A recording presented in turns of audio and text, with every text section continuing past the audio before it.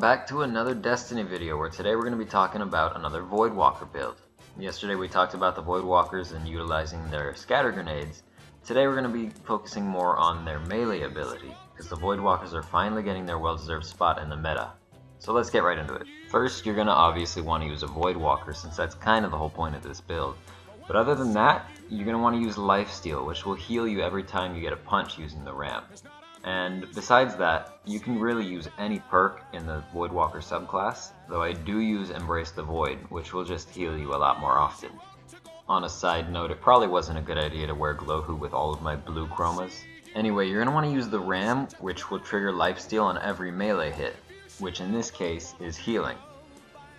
Other armor pieces you can use might have increased melee attack speed like these gloves that I have, or increased void armor like the chest piece that I have. And you can really use any other kind of armor piece that you think might help you out with this build. And when you're looking at your stats, you gotta realize that you don't need strength at all, because all of your punches are gonna trigger lifesteal anyway. So don't even worry about strength.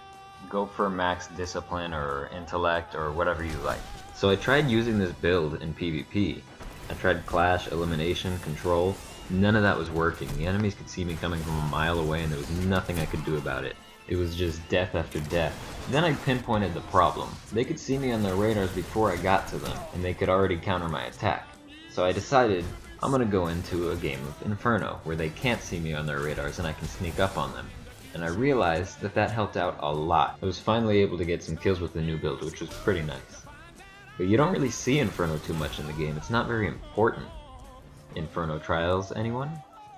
Just one tip, don't suck with Voidwalker like I do. We already see from our last Voidwalker video that these healing punches can be pretty devastating in PvE.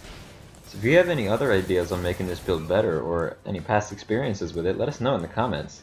If you liked the video, drop a like on it and subscribe. We look forward to seeing you in the Crucible, and as always, all hail the Husky Queen. With this build. If nothing else, it just makes the whole thing a really fun experience. Gosh darn it if we don't play video games for fun, what's